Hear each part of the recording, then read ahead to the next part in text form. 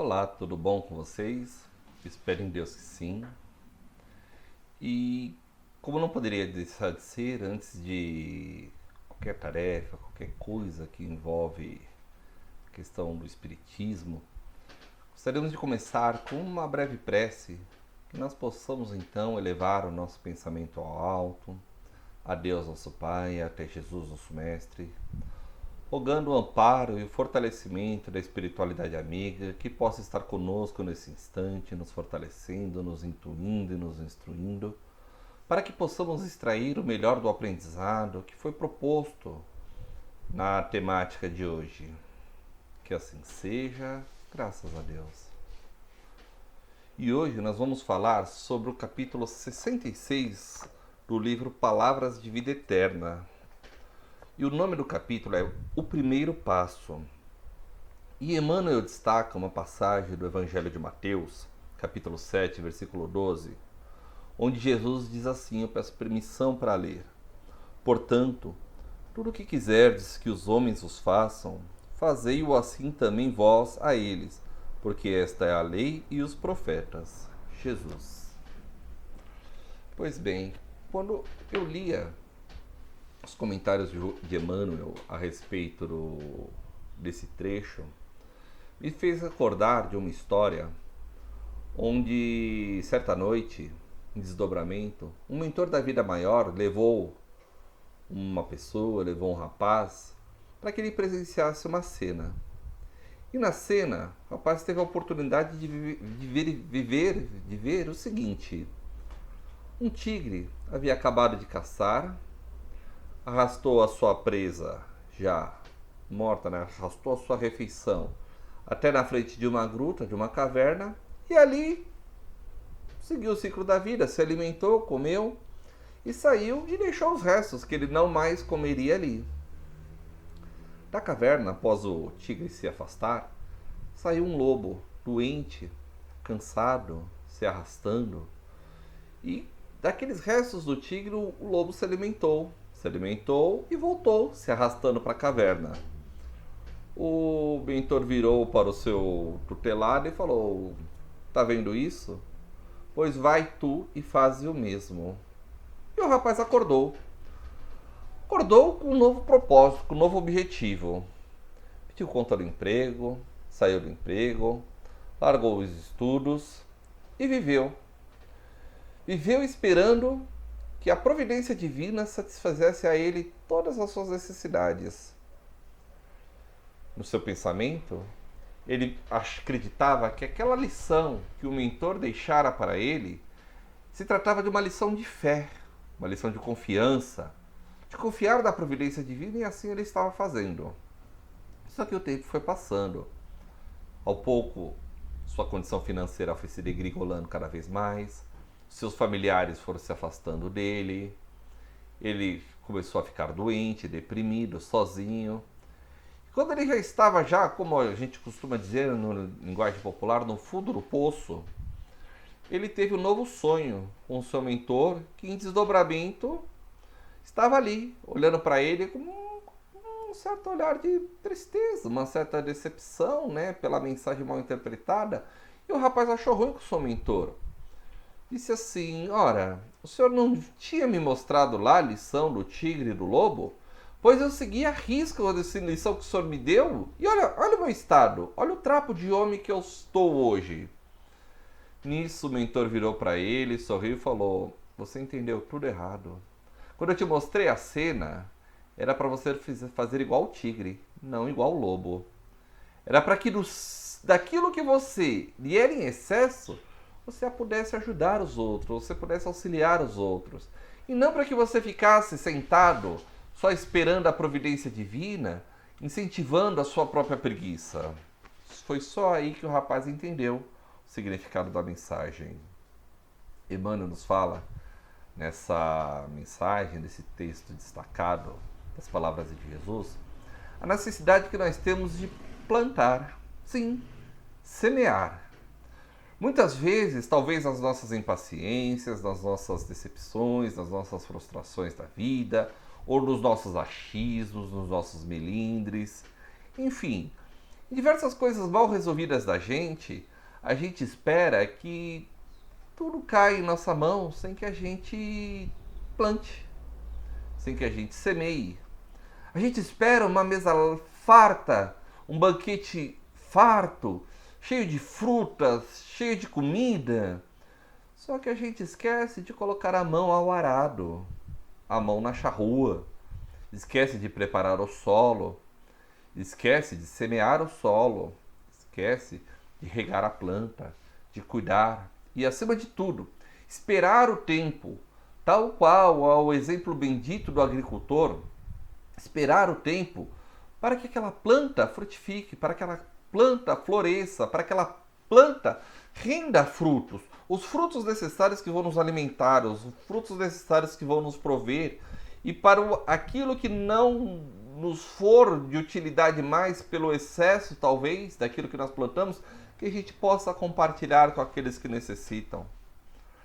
É comum nós esperarmos consideração dos outros, mas não agimos muitas vezes da forma que a gente vinha a compreender o que os outros fazem. A gente espera que o outro tome atitude, mas a gente muitas vezes não se dá ao trabalho, não se dá ao esforço de fazer a nossa parte primeiro. A gente quer primeiro a colheita e não a sementeira. E isso é errado. Se toda ação tem uma reação, eu colher os frutos nada mais é do que uma reação, não uma ação. Eu preciso da ação, e no caso da semente, qual é a ação? O plantio, a rega, o cuidado, o preparo do solo. É muito bonito a gente ver na internet a história daquele senhor que plantava tâmaras. Eu não sei se vocês já tiveram a oportunidade de ouvir, se não, aqui de forma muito breve nós vamos comentar. Diz que o senhor estava plantando tâmaras e, para quem não sabe, uma tamareira demora muitos anos, mas muitas décadas para render frutos. E o rapaz, vendo o senhor já com uma idade avançada plantando as tamareiras, questiona o senhor: por que o senhor está fazendo isso? Por que o senhor está plantando tamareiras se o senhor nunca na sua vida vai ter a oportunidade de comer do fruto dessa tamareira? Porque por mais que o senhor tenha longevidade, com certeza, essas tamareiras que o senhor está plantando hoje, quando ela render frutos, é quase certo que o senhor não esteja mais entre nós. O senhor sorriu, olhou para ele e disse: bem, é verdade, mas se todos pensassem assim, hoje ninguém comeria mais tâmaras, porque ninguém plantaria tâmaras e não havia tâmaras para os outros plantarem. Realmente, essa atitude, esse altruísmo dele é muito belo, é muito lindo e é muito válido, totalmente de acordo com o Evangelho de Jesus. Mas veja, ele não estava ocioso, ele não estava parado, ele estava fazendo a parte dele. Mas aqui a questão é um pouco diferente. Nós não estamos falando apenas em altruísmo. Nós estamos falando não apenas em caridade, e sim da necessidade que nós temos de plantar, de preparar. Fazei tu primeiro a tua parte, né? Conforme o texto fala. Nós temos que fazer a nossa parte, nós temos que fazer o nosso esforço. Não adianta eu esperar sempre do outro, que o outro haja primeiro, que o outro se desculpe primeiro, que o outro se modifique primeiro. Mesmo porque o que o outro faz está fora do meu alcance, está fora do meu controle. Dentro do meu alcance, dentro do meu controle, só está aquilo que eu faço. O que eu faço, o que eu falo, o que eu penso, o que eu decido, como eu ajo. Isso está dentro do meu controle. Agora, como o outro fala, como o outro se comporta, como o outro pensa, está fora. E é desgaste inútil de energia emocional eu tentar controlar o que o outro faz, o que o outro fala, o que o outro quer. Não, de forma alguma. Temos que primeiro nós fazermos a nossa parte, temos que primeiro nós fazermos o nosso esforço. Se há uma rusga, se há uma inimizade, tenho que ser eu primeiro a pedir a desculpa, tenho que ser eu primeiro a tentar me reconciliar. Se a coisa está mal resolvida, tem que ser eu primeiro tentar a resolver. Eu não posso esperar para o outro, eu não posso jogar para o outro. Não são as atitudes do outro que dita o ritmo do meu crescimento. Não são as atitudes do outro que dita o meu crescimento espiritual. Muito pelo contrário. O que dita o meu crescimento, o que dita o meu crescimento espiritual, o que dita o meu caminhar evolutivo, são as minhas atitudes, a minha forma de fazer a coisa, a minha forma de ver a coisa, a minha forma de interpretar as coisas. Nesse ponto é o eu. Eu sou o centro do meu universo. Eu sou o centro da minha vida. Eu que defino os passos que eu vou dar, e com base nos passos que eu der, eu vou acabar definindo também os frutos que eu vou colher. E quando a gente fala aqui numa palestra, numa exposição doutrinária espírita, eu também não posso esquecer que os frutos que hoje eu colho são frutos também de sementeiras passadas. Não adianta eu falar, minha esposa não confia em mim, mas será que eu procurei fazer o esforço para plantar a confiança nela? Minha esposa não é carinhosa comigo, mas será que eu me esforcei para de repente trabalhar para que ela se sinta confiante ou se sinta à vontade de expressar o carinho para mim? Mas o meu colega de serviço, mas o meu patrão. E assim, sempre quando eu jogo pro outro, o ideal era que tivesse uma parede lá que jogasse de volta para nós como se fosse uma bolinha de ping-pong. Porque não é o outro, nunca foi o outro, sempre sou eu. É a forma que eu ajo, é a forma que eu falo, a forma que eu me comporto. Isso é a semente que eu planto. E quando Emmanuel no texto nos traz que nós temos que tomar a iniciativa, é porque só com aquilo que eu planto, só com aquilo que eu semeio, que eu posso angariar as coisas que eu desejo, as coisas que eu almejo. Ora, eu quero todo o amparo e suporte dos benfeitores espirituais. Não basta só eu ir na casa espírita, ou eu rezar, ou eu ler o evangelho, ficar rezando lá de braços cruzados, que não é assim. Claro, o meu mentor, aquele que se comprometeu na tarefa comigo, ele vai estar ao meu lado. Mas se eu quero angariar amizades espirituais, qual é o melhor meio se não auxiliar as próprias pessoas que estão encarnadas? Eu sempre gosto de brincar, sempre gosto de falar. E isso não foi uma coisa que eu criei, eu já ouvi também, estou reproduzindo. Você quer adquirir amizades, por exemplo, no plano espiritual? Faça o bem para os encarnados. Ora, qual mãe que vendo que você procura auxiliar o filho dela que está em desespero, não vai se simpatizar com você e não vai procurar te auxiliar também? Qual pai que vendo que você procura ser útil ao filho dele, procura dar suporte ao filho dele, também no plano espiritual, não vai fazer de tudo para te ajudar? Isso que eu estou falando de pai e mãe. Você imagina um mentor espiritual, eu me dispor a auxiliar, a desculpar, a encaminhar, a seja lá o que for, um outro espírito, irmão meu? Eu estou fazendo o bem para ele, mas eu também, de forma indireta, estou fazendo o bem ao seu mentor, ao seu grupo familiar que lhe cerca e que lhe quer bem. Isso são amizades que a gente vai adquirindo. E isso é só um exemplo. Mas essas amizades são valiosas, porque quando a gente passa pelos nossos problemas de dificuldades, nossas intempéries, as nossas tempestades, essas amizades que a gente andaria no plano espiritual faz toda a diferença do mundo. Faz toda. E isso é só uma parte, uma pequena parcela daquilo que Emmanuel nos traz. Porque essa regra da vida, por isso que ele chama de regra áurea, porque é regra de ouro. Isso está presente em tudo, serve para tudo na nossa vida. Ora, volto a repetir, se para toda ação tem uma reação, se para todo efeito tem uma causa, para eu conseguir o efeito que eu quero, para eu conseguir o meu, vamos lá, sei lá, meu equilíbrio espiritual que eu almejo, para eu conseguir a evolução espiritual que eu quero, para eu conseguir as amizades espirituais que eu quero, ou ainda, vamos chamar aqui para um plano mais terreno, menos espiritual, vamos dizer assim, entre aspas, se eu quero um melhor convívio na minha casa, se eu quero um ambiente de trabalho mais saudável, eu tenho que começar fazendo a minha parte.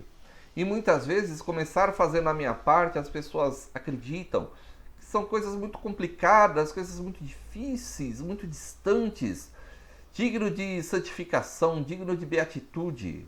Não, de forma alguma. São coisas simples. É o bom dia, é o boa tarde, é o boa noite. É um posso te ajudar, é um não se preocupe, não me ofendi. É um tudo bem, eu entendo o seu lado. É um calar às vezes. É um procurar ser mais prestativo, além da minha tarefa. Por que não? Por que eu sou obrigado a fazer? Porque eu tenho que fazer só aquilo que eu sou obrigado. Eu não posso fazer um pouquinho mais. Eu não posso ofertar um pouco mais de mim. Ora, tudo é plantio, tudo é sementeira e colheita. Não existe milagre na vida. Esse é o milagre. Esse é o jogo. Esse é o grande macete da gente buscar o nosso crescimento, buscar o nosso aprendizado, tomarmos nós a iniciativa. Porque, gente, enquanto continuarmos parados, de braços cruzados, esperando o outro, nós vamos patinar de encarnação após encarnação, dia após dia, tentando e não conseguindo resultados satisfatórios, encarnando, vivendo, desencarnando, passando pelo plano espiritual, reencarnando, sempre a mesma coisa, sempre com as mesmas dificuldades, sempre com os mesmos problemas. Por quê? Porque o problema é sempre o outro, a dificuldade sempre é o outro. Nunca sou eu que tomo a iniciativa, nunca sou eu que me determino. Nunca sou eu que dou o primeiro passo, eu sempre fico esperando o outro e muitas vezes o outro pensa igual. Não sou eu que vou dar o primeiro passo, ele que dê. Quantos casamentos se desfazem por conta disso? Quantas famílias se separam por conta disso? Quantos relacionamentos são cortados por conta disso? Porque não sou eu que vou primeiro reconhecer que eu estou errado. É o outro primeiro que tem que reconhecer. E o outro não reconhece, eu não reconheço, ninguém reconhece. E uma coisa que poderia ser facilmente resolvida, de repente aí se torna uma situação complicada para reencarnações. Não é verdade? Então está na hora de nós nos questionarmos. Até quando que nós vamos ficar protelando e jogando a desculpa da iniciativa para o outro, para a outra condição? Gente, se eu for esperar o momento perfeito nunca vai vir. O momento perfeito é agora, é o instante que eu estou encarnado, é na oportunidade que me surgiu. Agora me veio a ideia, agora que eu vou pegar o telefone e vou ligar. Agora que me surgiu uma situação, é agora que eu vou fazer. É agora que me deu o estalo de mandar uma mensagem para o outro, é agora que eu vou mandar, não é depois. O depois existe, mas não existe, porque ele é incerto para nós. A gente não pode ter uma certeza do que vem o depois. Então a gente tem que fazer a nossa parte, tem que fazer o nosso melhor, tem que fazer o nosso esforço. Mas primeiro, não depender do outro.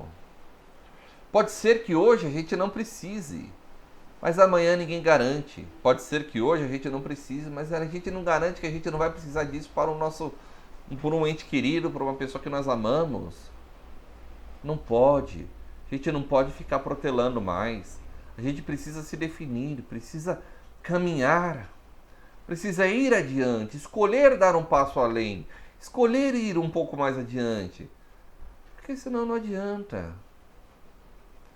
Enquanto eu esperar, disso repito e volto a falar novamente, enquanto eu esperar do outro, gente, nós vamos sofrer muito. Nós vamos sofrer muito, e detalhe, por nossa culpa. Porque primeiro, como já dissemos, não tenho controle sobre a atitude do outro. Segundo, é a regra áurea que Emmanuel nos traz, que nos relembra, trazido por Jesus. O que quer que os homens o façam, faça tu primeiro a eles. Nisso reside a lei. Olha a importância que Jesus dá a isso. Nisto reside a lei. Então que possamos parar de deixar a atitude para o outro, que sejamos nós a tomar a iniciativa, sejamos nós a tomar as rédeas do nosso caminhar. Eu agradeço a todos a oportunidade, a paciência, a atenção. E pedindo permissão a Deus, nosso Pai, a encerrarmos esse diálogo, encerrarmos essa breve exposição. Que possamos pedir aos amigos e benfeitores espirituais que estejam sempre conosco, nos sustentando, nos fortalecendo, nos amparando. Que os mentores da vida maior estejam sempre tutelando e orientando os nossos passos. Que Jesus, nosso Mestre, venha nos abençoar, nos amparar, nos fortalecer. E que Deus, nosso Pai, nos ilumine nos caminhos de nossa vida. Eu agradeço a todos mais uma vez e, acima de tudo, a Deus, nosso Pai. Um beijo no coração de todos, que possamos ser hoje um pouco melhor que ontem e amanhã um pouco melhor que hoje. Muito grato mais uma vez.